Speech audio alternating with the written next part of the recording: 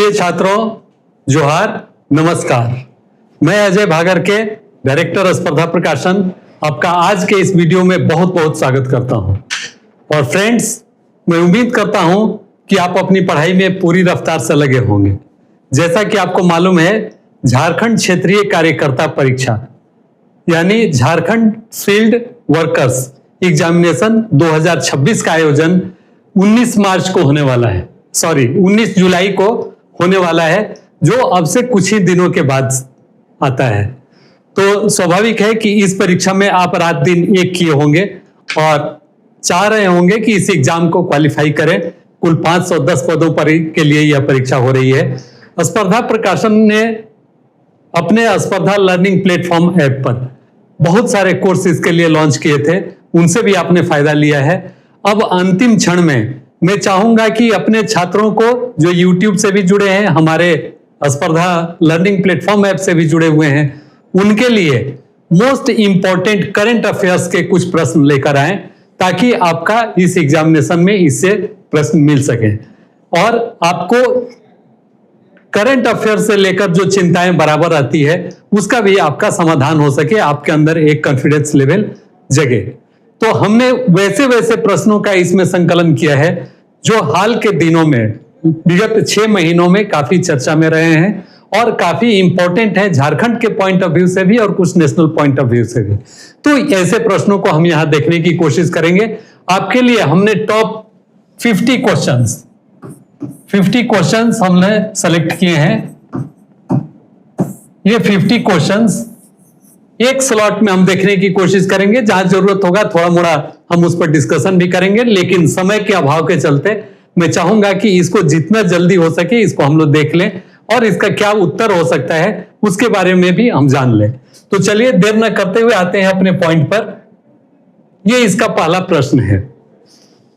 जो छात्र हमारे YouTube चैनल पर नए हैं उनसे मेरा रिक्वेस्ट होगा कि वे जरूर इसको सब्सक्राइब करें और हमारे स्पर्धा लर्निंग प्लेटफॉर्म ऐप को भी डाउनलोड करें गूगल प्ले स्टोर में जाके, ताकि जो हम आपके लिए कंटेंट लाते हैं, खासकर जो फ्री कंटेंट होते हैं, उसका आपको एडवांटेज मिल सके। तो चलिए देखिए, ये पहला प्रश्न है झारखंड बजट से रिलेटेड। कुछ प्रश्नों को तो हमने काफी इजी क्वेश्चंस को भी इसमें रखने का कोशिश किया है, क्योंकि ऐसे प्रश्न भी बराबर पूछे जाते रहे हैं। या हो सकता है कि आपको लगे कि ये बहुत ही आसान प्रश्न है, ये क्यों रखा गया, लेकिन ऐसे ही प्रश्न कभी आपको ऐसे कर देते हैं जिससे कि आसानी से आपको उत्तर समय पर नहीं आ पाता है। तो इस एंगल से ही हम लोगों ने कुछ प्रश्नों का सिलेक्शन किया है जो इस एग्जाम के पॉइंट ऑफ व्यू से इंपॉर्टेंट है, न कि केवल डिफिकल्ट क्वेश्चंस आपके सामने रखने की हमने कोशिश की है। तो आइए देखें, ये पहला जो आपके पास पहला प्रश्न हमारा है वो है झारखंड बजट 2026-27 जो हाल का बजट है का थीम क्या रखा गया। What was the theme of Jharkhand budget 2026-27। तो हमें पूरा यकीन है कि आप में से लगभग सभी छात्र इस प्रश्न का उत्तर जानते हैं।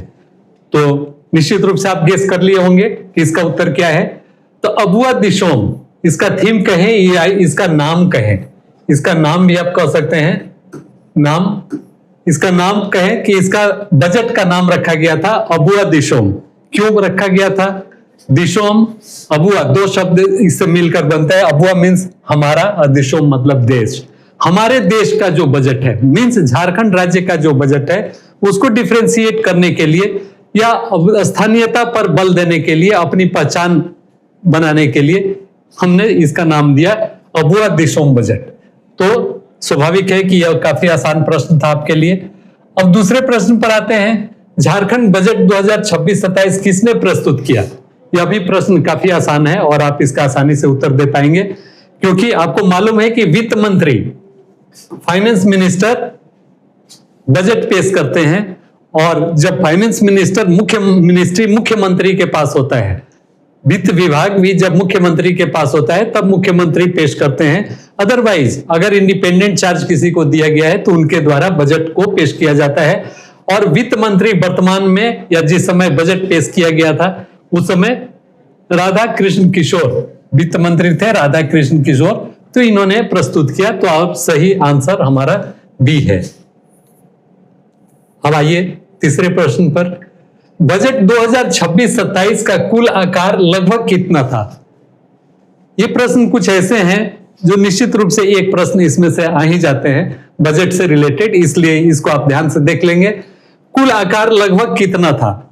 तो आपको मालूम है कि 2025-26 का जो बजट था पिछले साल का, वह था 1,45 करोड़ का। इतने का बजट था हमारा। और इस बार का बजट आपने देखा होगा ध्यान से, तो देखा होगा कि 2026-27 की बात की जाए, 2026-27, तो ये बजट हमारा था 1,58,570, if I am not wrong, अगर मैं गलत नहीं हूं तो इस साल का बजट इतना था। तो इस ऑप्शन में आपको 1.58 लाख दिखाई दे रहा है, तो हमारा सही आंसर जो होगा 1.58 लाख हो जाएगा। चौथे प्रश्न पर आइए। चौथा प्रश्न है, मुख्यमंत्री मैया सम्मान योजना का उद्देश्य, objective of minister chief ministers मैया सम्मान योजना का उद्देश्य क्या है? ये काफी चर्चा में रहा है, इसलिए आपको जानना चाहिए। इससे रिलेटेड बहुत सारे क्वेश्चन अलग अलग तरीके से भी पूछे जा सकते हैं। जैसे मैया सम्मान योजना में किस उम्र की महिलाएं उसके योग्य पात्र हैं, तो ये भी पूछा जा सकता है। या मैया सम्मान योजना में वर्तमान में प्रत्येक मंथ महिलाओं को कितनी राशि दी जाती है इसके लाभुक को, ये प्रश्न भी हो सकता है। तो इसलिए आपको ये जानना चाहिए, इससे काफी इंपॉर्टेंट और ज्वलंत है, इसलिए ये इंपॉर्टेंट क्वेश्चन है। और इसमें आपको मालूम है कि इसमें 2,500 महिलाओं के लिए है, 2,500 रुपए की राशि प्रत्येक मंथ, प्रति माह यह राशि दी जाती है। और किनको दी जाती है? ये महिलाओं को दी जाती है। महिलाओं के लिए है। और कैसी महिलाओं के लिए है? जिनकी उम्र 18 से 50 वर्ष के है और किसी अन्य योजना के अंतर्गत इन्हें लाभ नहीं मिल रहा होता है, तो ऐसी महिलाओं को इसका लाभ मिलता है। तो हमारा आंसर जो होगा वो बी होगा। पांचवें प्रश्न में आप देख रहे हैं, झारखंड सरकार ने बजट में सबसे अधिक प्राथमिकता किस क्षेत्र को दी है? हाईएस्ट प्रायोरिटी किस सेक्शन को दी है? तो स्वाभाविक है कि रक्षा स्टेट के अंदर में नहीं आता है, सामाजिक सुरक्षा कल्याण स्टेट के अंदर आता है, रेलवे भी नहीं आता है, विमानन भी नहीं आता है, तो ये ऑप्शन तो ऐसे ही एलिमिनेट हो गया। लेकिन अगर मिलता जुलता भी रहे तो आपको पता होना चाहिए कि सामाजिक सुरक्षा एवं कल्याण, एक कल्याणकारी सरकार अपने को घोषित करती है, मानती है, तो कल्याण सामाजिक सुरक्षा सोशल सिक्योरिटी एंड वेलफेयर को इसने टॉप प्रायोरिटी दिया है और उस पर बहुत अधिक राशि इसके लिए एलोकेट किया है। अगले प्रश्न पर, खनन राजस्व में उतार चढ़ाव से निपटने के लिए विकास फंड की घोषणा की गई है। किस विकास फंड की? आपको मालूम है कि झारखंड का बजट खनन आधारित है, खनन और पुनर्निर्माण इंफ्रास्ट्रक्चर। और खनन में जब मान लीजिए कि कभी कमी आ जाए तो उसके लिए किस तरह का फंड कहां से व्यवस्था की गई है, ये प्रश्न है कि which fund was announced to deal with fluctuations in mining revenue. अगर माइनिंग रेवेन्यू में कमी हो जाए तो उसको कैसे हम निपटेंगे? तो ग्रीन फंड नहीं है, बजट स्टेबलाइजेशन फंड, ये हमारा करेक्ट आंसर है, बजट स्टेबलाइजेशन फंड। आपदा राहत कोष भी नहीं है, ये खनिज विकास निधि भी नहीं है। इनफैक्ट जब कभी रेवेन्यू गवर्नमेंट के पास अधिक हो जाता है या कलेक्शन कभी अधिक आ जाता है किसी फंड से, तो उसको एक इस बजट स्टेबलाइजेशन फंड के अंतर्गत रखा जाता है कि ताकि जब मेन जो कोर है, जो मेन ब्रांच है गवर्नमेंट के रेवेन्यू आने का, उसमें अगर कमी आए तो उससे निपटा जा सके। तो बजट स्टेबलाइजेशन फंड से उसको मीट किया जाता है। अगला प्रश्न फिर बजट से ही रिलेटेड है। बजट 2026-27 में शिक्षा क्षेत्र के लिए मुख्य उद्देश्य क्या रखा गया है? शिक्षा क्षेत्र स्वाभाविक है, निजीकरण को बढ़ावा दिया जाएगा, गुणवत्तापूर्ण शिक्षा आधारभूत संरचना के लिए, केवल डिजिटल शिक्षा के लिए या केवल उच्च शिक्षा के लिए। तो इस बजट में सबसे ज्यादा गुणवत्तापूर्ण शिक्षा एवं आधारभूत संरचना, इस पर बहुत जोर दिया गया है। इसमें quality education and infrastructure, quality भी मिले, इसीलिए आपने देखा भी होगा 500 CM excellence CM excellence schools, इसकी स्थापना की भी बात की गई है ताकि प्राथमिक स्तर पर ही बच्चों को गुणवत्ता युक्त जैसे प्राइवेट स्कूलों में होती है वो शिक्षा मिले और साथ ही साथ उनका इंफ्रास्ट्रक्चर भी उसी लेवल का हो। तो इस पर इस बार के बजट में ज्यादा ध्यान दिया गया, फोकस किया गया है। अब आइए, अबुआ आवास योजना का मुख्य उद्देश्य क्या है? अबुआ आवास योजना स्वाभाविक है कि ये आवास से रिलेटेड है, तो किसानों के लिए ऋण ये नहीं हो सकता है, गरीब परिवारों के लिए आवास हाँ ये हो सकता है, छात्रवृत्ति से नहीं सब रिलेटेड है और स्वास्थ्य से भी रिलेटेड नहीं है। तो किसानों को, गरीब परिवारों को आवास, आपको मालूम होगा कि प्रधानमंत्री आवास योजना पीएम आवास योजना, ये भी एक योजना कार्यरत है जो गरीब परिवारों को दिया जाता है। लेकिन ये अबुआ आवास योजना राज्य सरकार की योजना है, मुख्यमंत्री की योजना है, जिसमें वैसे परिवार, वैसे जरूरतमंद और नीडी जो वंचित रह गए हैं पीएमएवाई से, प्रधानमंत्री आवास योजना से, उन्हें इसका लाभ दिया जाता है अबुआ आवास योजना। तो इसमें है क्या? इसमें 2 लाख रुपए तक की राशि, 2 लाख रुपए तक की राशि लाभुक को दिया जाता है। इसमें 31 स्क्वायर मीटर घर के निर्माण करने के लिए और साथ ही साथ 95 मैंडेज मनरेगा के रेट पर वो प्रोवाइड किया जाता है ताकि 2 लाख से आप मटेरियल का परचेज कर सकें और 95 मैंडेज से उसका निर्माण जो मजदूरी लगे उसका हो सके। तो अबुआ गरीब परिवारों के लिए आवास की योजना है अबुआ आवास योजना। बजट 2026-27 में स्वास्थ्य क्षेत्र में विशेष जोर किस पर दिया गया है?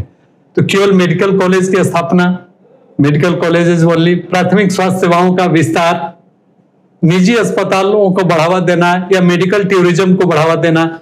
तो स्वाभाविक है कि इसमें आपका जो नेचुरल चॉइस है वो भी प्राथमिक सेवाओं का विस्तार, ताकि दूर दराज के इलाकों में भी स्वास्थ्य सेवाएं पहुंचे और लोगों को उसका लाभ मिले। इस पर इस बार के बजट पर ज्यादा ध्यान दिया गया है।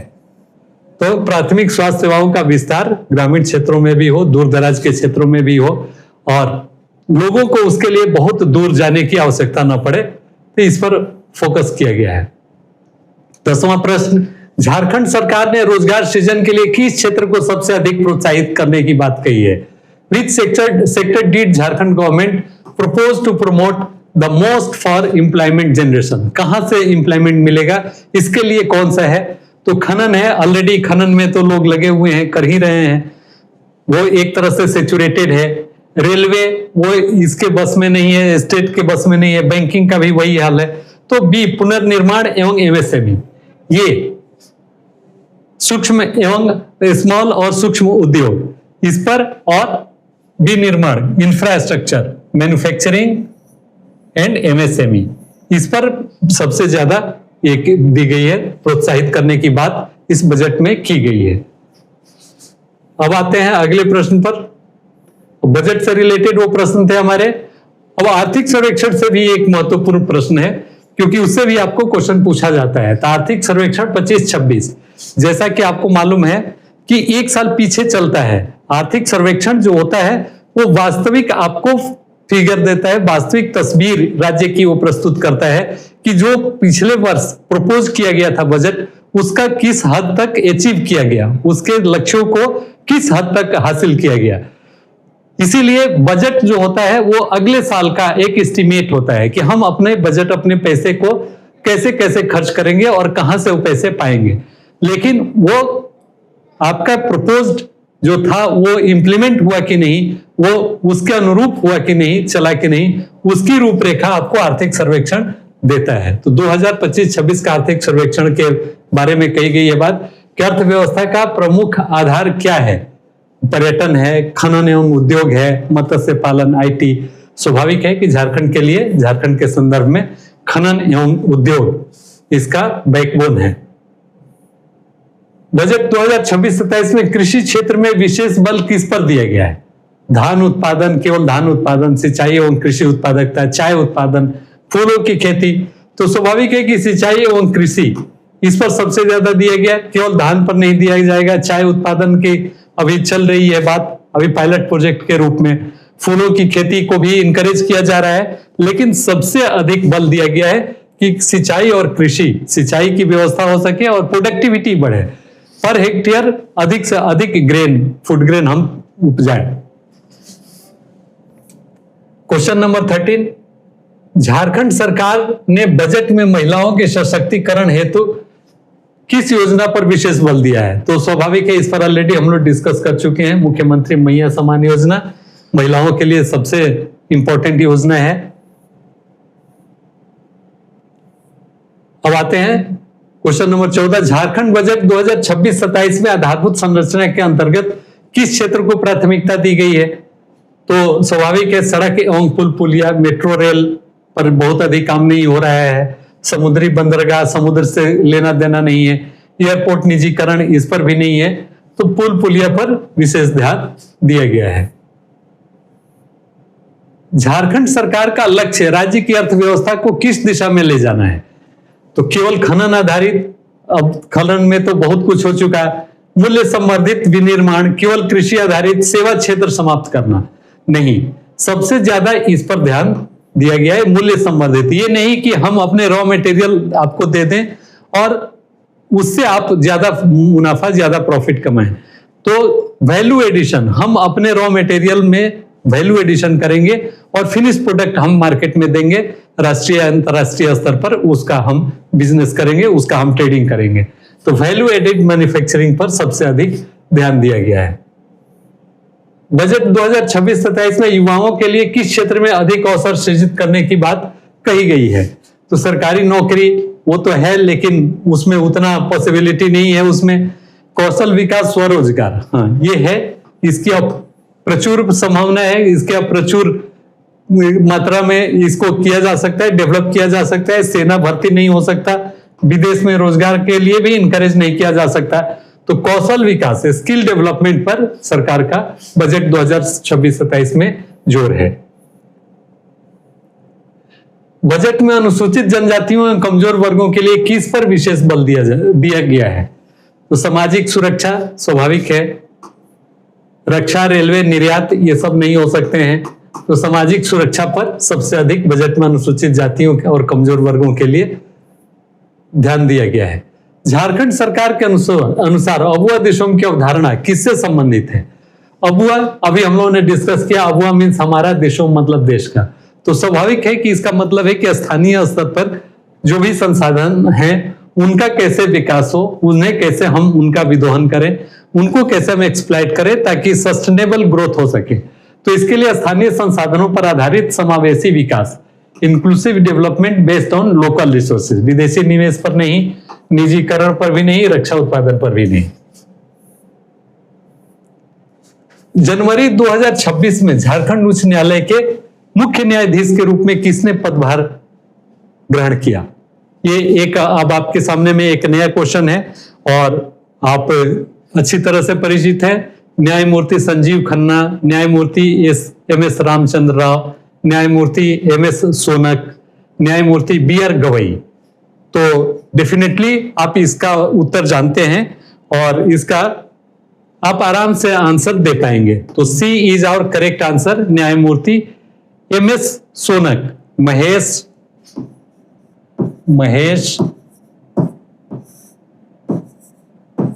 शरद चंद्र सोनक, ये गोवा के रहने वाले हैं और इसके पहले वो बॉम्बे हाई कोर्ट में जस्टिस थे, जिनको झारखंड का चीफ जस्टिस बनाया गया। अब अगले प्रश्न पर आइए। वर्तमान में झारखंड के मुख्य सचिव कौन है? वर्तमान में झारखंड के मुख्य सचिव कौन है? ये प्रश्न काफी कॉमन है, आपको पता होना चाहिए। सुखदेव सिंह, राजीव अरुणेका, अविनाश कुमार, एल ख्यांग थे। तो इसमें सुखदेव सिंह पहले ये थे, उनके बाद एल खियांगते या और ये थे राजीव अरुण एक्का, ये मुख्यमंत्री के प्रधान सचिव थे। तो स्वाभाविक है अविनाश कुमार जो दावोस सम्मेलन में भी जो हुआ था आर्थिक सम्मेलन दावोस में, तो उसमें भी ये गए थे मुख्यमंत्री के साथ, chief secretary of Jharkhand Avinash Kumar. अब आगे बढ़े, इनका फोटो भी आप देख पा रहे हैं अविनाश कुमार। इसके पहले आपने देखा होगा एमएस सोनक का, ये माननीय चीफ जस्टिस ऑफ झारखंड। अब आते हैं दावोस। अभी आ गया प्रश्न दावोस 2026, काफी फेमस था क्योंकि यहां पर झारखंड की काफी तुति बोली थी और मुख्यमंत्री इसमें पार्टिसिपेट किए थे अच्छे खासे दल बल के साथ। तो उसमें निवेश के लिए क्षेत्र में आकर्षित करने पर विशेष बल दिया गया था। उसमें किस क्षेत्र में? केवल कृषि में, वैल्यू एडेड मैन्युफैक्चरिंग में, केवल पर्यटन में, केवल सूचना प्रौद्योगिकी में? तो इन सब में नहीं, बल्कि बी वैल्यू एडेड मैन्युफैक्चरिंग में के लिए वहां पर सरकार ने प्रपोज किया था कि आप आए और उसमें निवेश करें, उसमें अपना इन्वेस्टमेंट करें। और ये एमओयू वगैरह से जो वहां साइन किए गए उसकी कुछ तस्वीरें आपके पास हैं। दावोस में जो इनका सम्मेलन के दौरान जो भाषण था मुख्यमंत्री का वो भी है। दावोस 2026 में झारखंड का प्रतिनिधित्व किसने किया? तो स्वाभाविक है कि मुख्यमंत्री हेमंत सोरेन ने, राज्यपाल ने नहीं, मुख्य सचिव ने। मुख्यमंत्री भी थे लेकिन प्रतिनिधित्व किया मुख्यमंत्री हेमंत सोरेन ने। कोल इंडिया लिमिटेड ने झारखंड में कितनी नई कोकिंग कोल वाशरियां स्थापित करने की घोषणा की है? तो ये इसका करेक्ट आंसर आपको याद करना होगा, 8 कोल वाशरियां स्थापित करने की घोषणा की है। और आपको मालूम है कि कोल वाशरी होता क्या है? एक्चुअली जो खनन के बाद जो कोयला निकाला जाता है वो रॉ फॉर्म में होता है, उसमें बहुत सारी अशुद्धियां होती हैं, तो उसको प्यूरिफाई करने का काम किया जाता है, रिफाइन करने का काम ये कोल वाशरी में किया जाता है। उसको लिक्विड के थ्रू, खासकर पानी के थ्रू उसको साफ किया जाता है और तब जो हाई क्वालिटी का कोल होता है वो डिफरेंट कोकिंग प्लांट्स वगैरह में भेजा जाता है जहां स्टील निर्माण वगैरह में उसका यूज होता है। तो अच्छे तरह ये कोल वाशरी का होना ज्यादा नंबर में और अच्छे ढंग से वो बहुत इंपॉर्टेंट होता है। तो झारखंड में नई coking coal washery, 8 coking coal washery setup करने की बात की गई है, स्थापित करने की घोषणा की गई है, जो कि काफी अच्छा है और यहाँ के कोल का क्वालिटी इंप्रूव करने में ये काफी काम आएगा। क्योंकि जो रॉ कोल होता है उसमें पत्थर, मिट्टी या और भी राख वगैरह जैसे चीज उसमें इन्वॉल्व होते हैं, तो उनसे सही मायने में कोयले को निष्पादित किया जाए, परिष्कृत किया जाए, इसके लिए कोल वाशरियां काम करती हैं। फिर इसी से रिलेटेड एक क्वेश्चन है, इन वाशरियों की स्थापना के लिए प्रस्तावित निवेश कितना है? तो इसके लिए 3,300 करोड़ इसके लिए राशि आवंटित की गई है कि ये जो 8 कोल वाशरी स्थापित की जाएगी वो लगभग उस पर खर्च 3,300 करोड़ आएगा। अब अगले प्रश्न पर आते हैं, झारखंड में eco tourism, who announce the promotion of eco tourism in Jharkhand? Eco tourism की झारखंड में काफी प्रचुर संभावनाएं हैं। ये प्राकृतिक संसाधनों से परिपूर्ण राज्य है और काफी खूबसूरत है। तो इको टूरिज्म के लिए स्वाभाविक है कि अभी हाल ही में मुख्यमंत्री हेमंत सोरेन ने इसके लिए घोषणा की। अभी जो समीक्षा बैठक पर्यावरण, कला, संस्कृति, पर्यटन विभाग की चल रही थी, तो उसमें उन्होंने इको टूरिज्म को बढ़ावा देने की बात की और इस पर एक तरह से रोड मैप अब तैयार हो रहा है। तो उम्मीद की जानी चाहिए कि इको टूरिज्म से स्टेट को काफी अधिक फायदा भविष्य में मिलने जा रहा है। अगले प्रश्न पर आइए, 26वां प्रश्न, जलवायु परिवर्तन के क्षेत्र में उत्कृष्ट कार्य करने वालों को सीईडी द्वारा कौन सा सम्मान दिया जाता है? तो सबसे पहले तो आपको जानना चाहिए कि सीईडी है क्या। तो सीईडी ये कुछ नहीं है, ये in fact centre for environment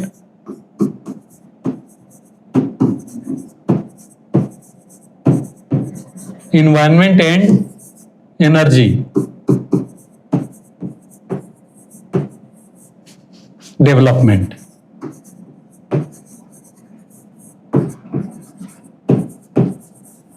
development का शॉर्ट फॉर्म है तो centre for environment and energy development, seed. ये जो आपका है सीड यही है। इसके द्वारा कौन सा सम्मान दिया जाता है? तो एक बहुत ही इंपॉर्टेंट पुरस्कार इसके द्वारा दिया जाता है जिसे एकम सम्मान के नाम से जानते हैं। एकम सम्मान, बिरसा सम्मान नहीं, पलाश सम्मान नहीं, प्रकृति रत्न नहीं, बल्कि एकम सम्मान।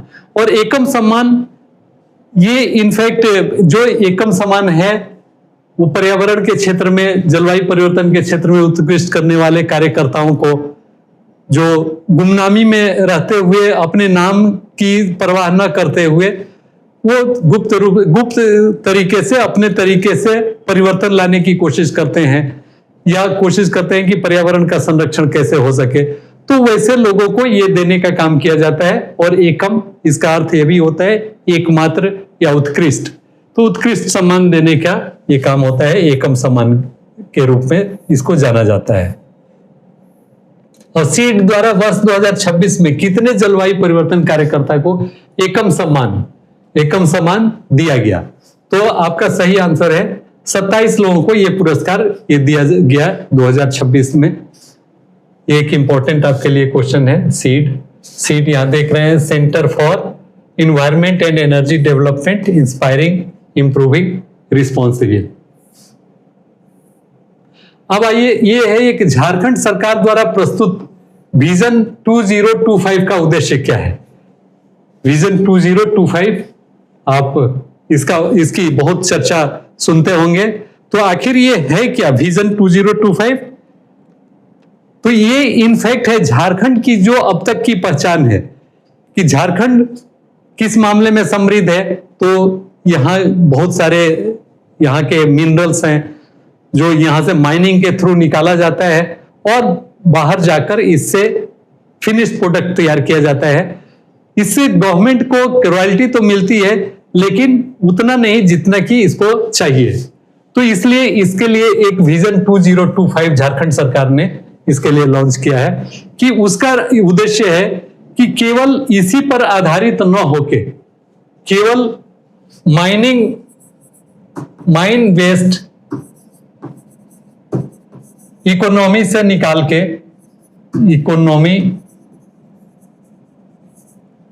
निकाल के इसको दूसरी ओर ले चला जाए। तो किस ओर ले चला जाए? तो राज्य के दीर्घकालिक समग्र विकास की रूपरेखा और road map for state long term holistic development. अब उसमें क्या है, जैसे अभी किस चीज का बोलबाला है आपको अच्छी तरह से मालूम है, AI, artificial intelligence, information technology. तो ये सब के माध्यम से राज्य को एक दीर्घकालिक समग्र विकास की दिशा में ले चला जाए, ये हमारा विजन 2025 का लक्ष्य है, उद्देश्य है। तो आई होप कि आप सब इसको समझ गए होंगे।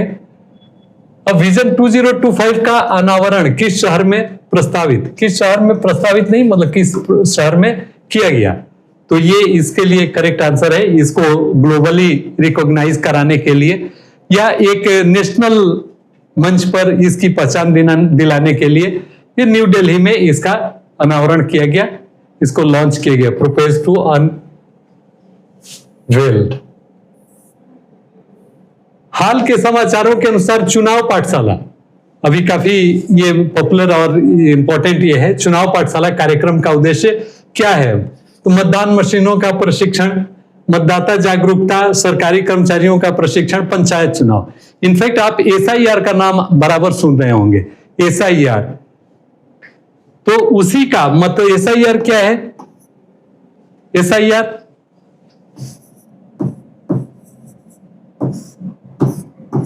Special intensive revision.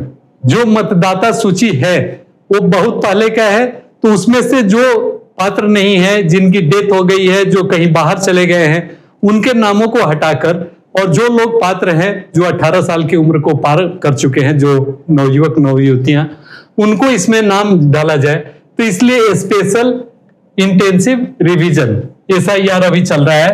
तो इसके लिए जागरूक करने के लिए, अवेयरनेस क्रिएट करने के लिए वोटर्स के ये चुनाव पाठशाला कार्यक्रम चलाया गया है जिसका उद्देश्य है कि मतदाताओं में जागरूकता उत्पन्न की जाए।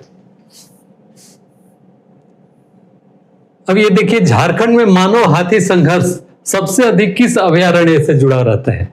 ये हमेशा एक बहुत ही बर्निंग है और खासकर हाथियों द्वारा एनिमल को, ह्यूमन बीइंग को बहुत अधिक टारगेट किया जाता है, क्योंकि एक तरह से दोनों का इंटरेस्ट कन्फ्लिक्ट करता है। आप उन्हीं क्षेत्रों में रहते हैं जिसमें जो हाथियों के रहने के लिए है, धीरे धीरे जो ग्रामीण क्षेत्र के लोग हैं वो उनसे प्रभावित होते रहते हैं, और इसीलिए इससे जो जुड़ा हुआ सबसे जहां पर ज्यादा घटनाएं होती है वो जमशेदपुर के पास जो दलमा वाइल्ड लाइफ सेंचुरी है उसमें ये घटनाएं होती है। तो आपका करेक्ट आंसर है दलमा। बेतला में उतना अधिक नहीं है, हजारीबाग में भी नहीं है, तोपचाची में भी नहीं है। तो हाथी और मानव में जो सबसे, और हाथी के लिए ही ये सेंचुरी है। Dalma wild life sanctuary is known for elephant sanctuary, also इसको बोला जाता है एलिफेंट सेंचुरी, एलिफेंट। तो इसलिए यहां पर इसमें आपका करेक्ट आंसर दलमा होगा। झारखंड में लौह अयस्क उत्पादन का प्रमुख क्षेत्र कौन सा है? जादूगोड़ा, नोआमुंडी, घाटशिला, गिरिडीह। तो अब आप एक एक चीज को समझ लिए। जादूगोड़ा किसके लिए है? यूरेनियम के लिए,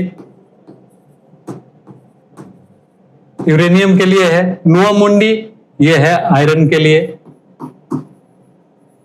आपका घाटशिला कॉपर के लिए,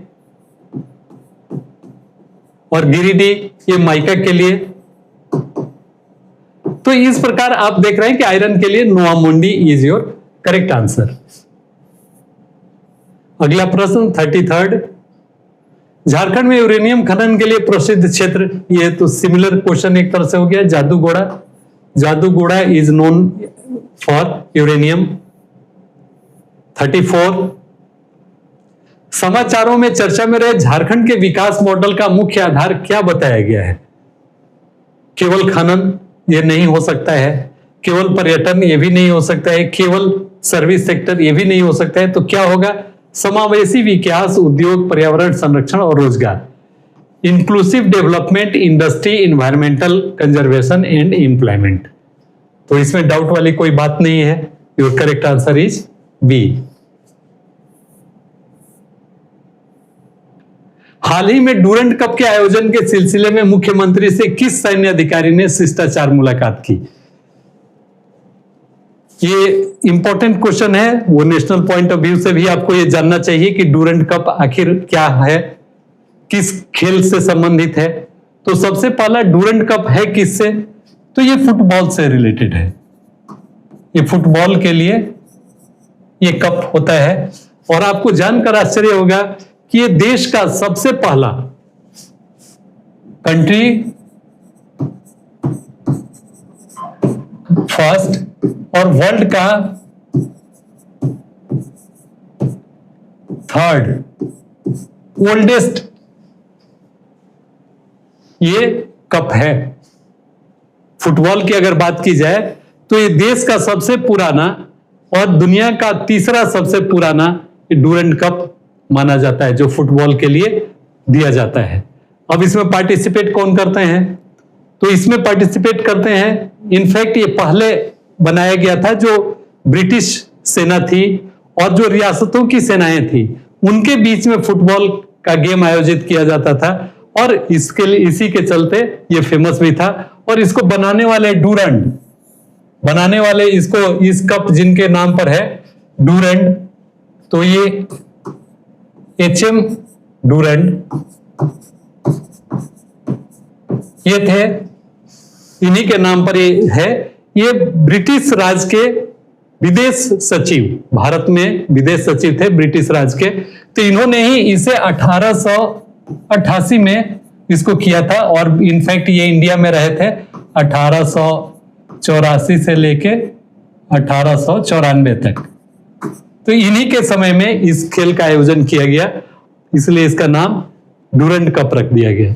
तो इसमें जितने भी हैं, और हाल ही में air chief marshal Amarjeet Singh ने रांची में जो जनरल, मेजर जनरल जो सज्जन सिंह मान, और इस डूरंड कप के जो ऑर्गेनाइजर थे कर्नल, उनका नाम मैं अभी भूल रहा हूं, उन दोनों लोगों ने मुख्यमंत्री से मुलाकात की थी, क्योंकि इस बार की मेजबानी झारखंड में हो रही है, तो स्वाभाविक है कि सेना इसमें बढ़ चढ़कर भाग लेती है। आज के दिनों में जितने भी रेजिमेंट हैं और उनकी अपनी अपनी टीमें हैं, वो सब इसमें पार्टिसिपेट करती हैं।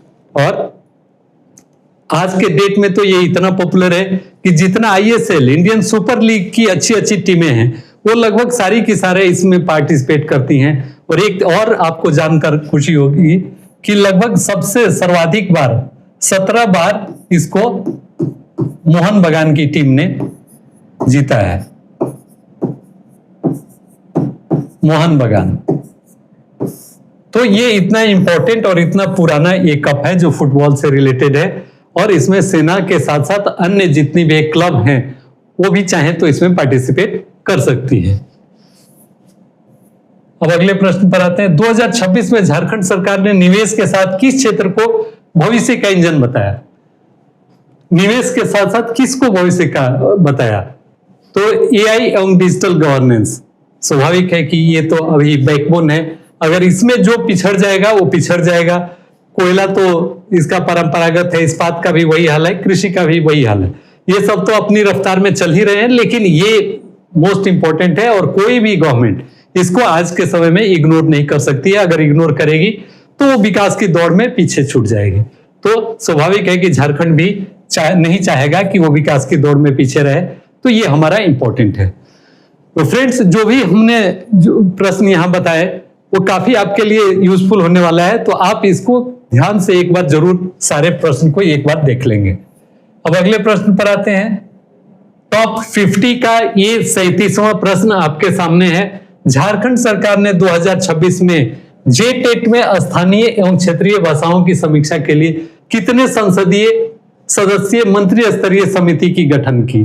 तो ये अगर आप उस समय का न्यूज़पेपर देखे होंगे तो 5 स्तरीय मंत्री स्तरीय समिति की गठन किया गया था, जिसने की लैंग्वेज के बारे में, खासकर जेटेट में जो जो पेपर है रीजनल या ट्राइबल लैंग्वेज, उस पर अपनी वो रिपोर्ट देने वाली थी कि किस किस जिले के लिए कौन कौन से लैंग्वेज को मान्य किया जाए, तो उससे रिलेटेड थी।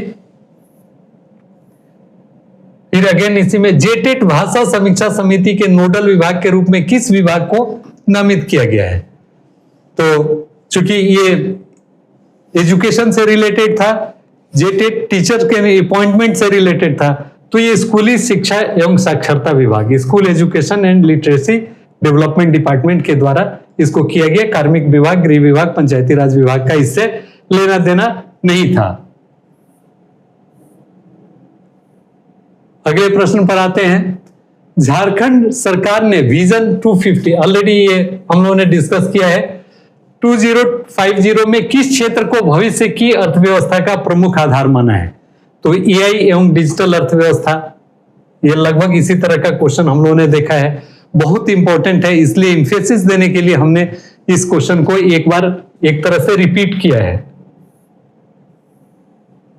अगले प्रश्न पर आइए। दिल्ली निवेश सम्मेलन में झारखंड द्वारा हस्ताक्षरित एमओयू का कुल मूल्य लगभग कितना था? देखिए, बहुत ही इंपॉर्टेंट ये क्वेश्चन है आपके सामने में।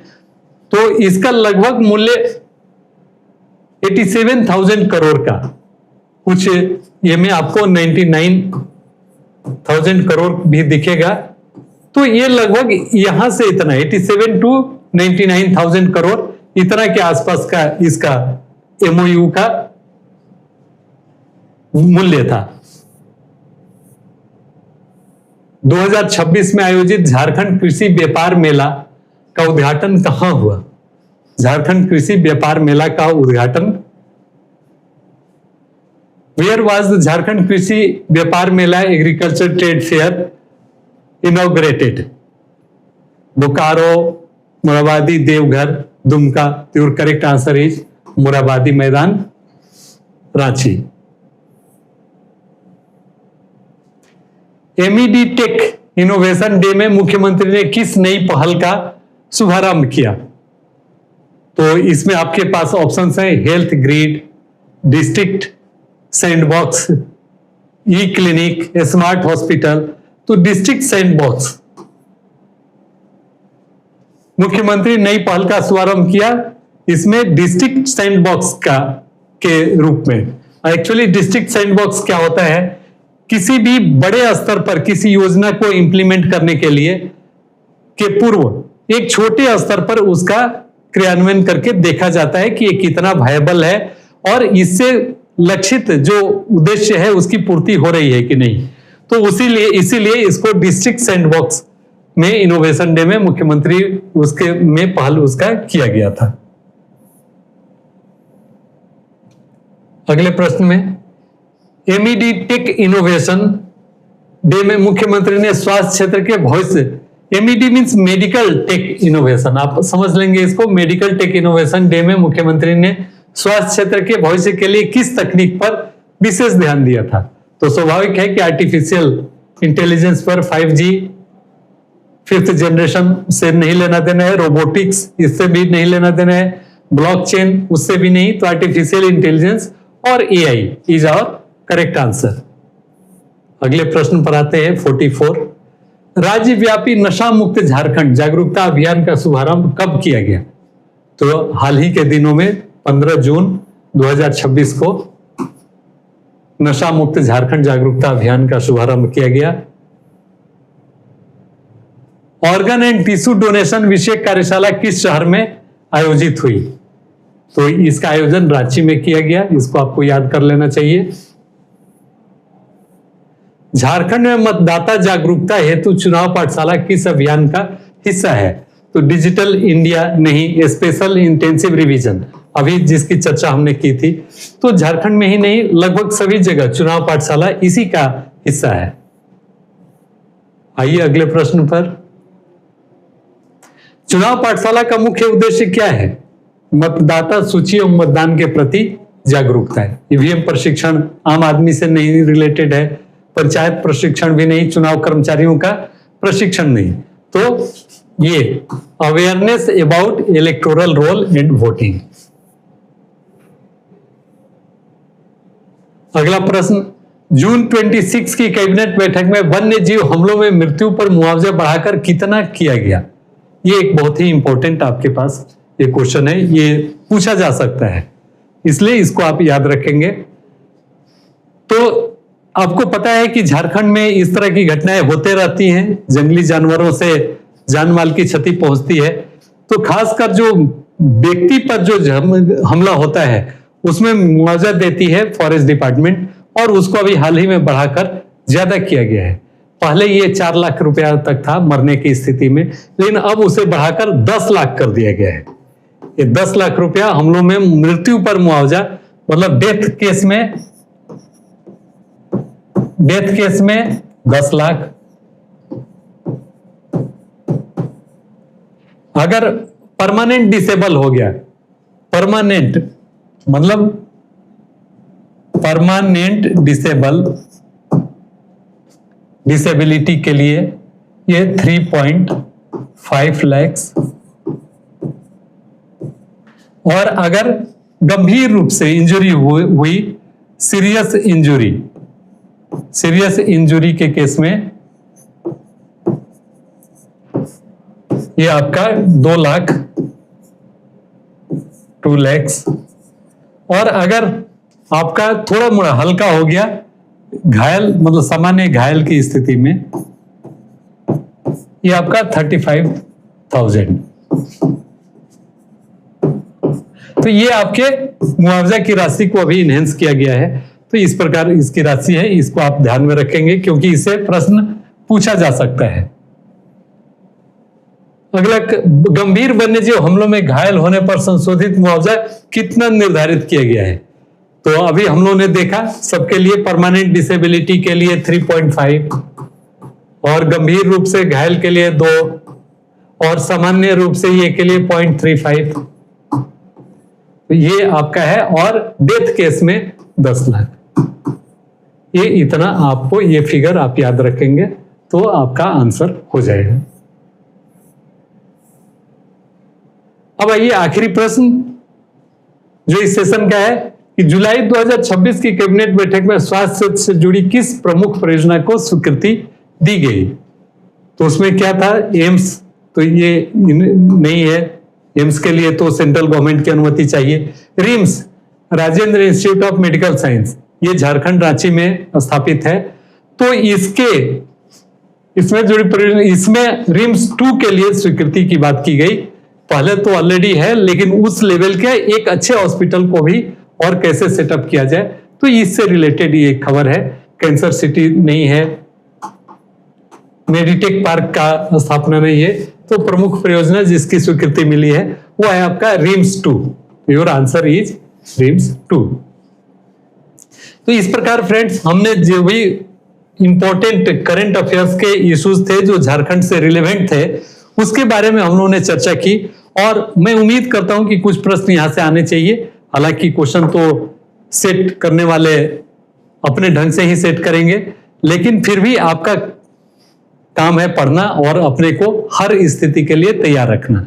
तो ये इतने 50 क्वेश्चन कम से कम आप एक बार अगर सरसरी निगाह से देख लेंगे तो शायद इसमें से कुछ प्रश्न आपके एग्जामिनेशन में काम आ जाए।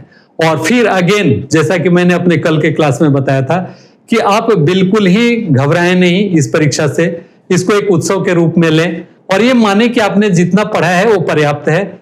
चाहे आप हमारे छात्र हैं, हमारे YouTube के छात्र हैं, या हमारे स्पर्धा लर्निंग प्लेटफॉर्म ऐप के छात्र हैं, या बाहर के छात्र हैं, सबों के लिए मेरी शुभकामनाएं है कि इस एग्जाम को आप अच्छे तरह से आप इसके लिए प्रिपेयर हैं, इसलिए घबराने की बिल्कुल जरूरत नहीं है, और आप इसको बढ़िया से फेस कीजिए और इस एग्जाम को क्वालिफाई कीजिए।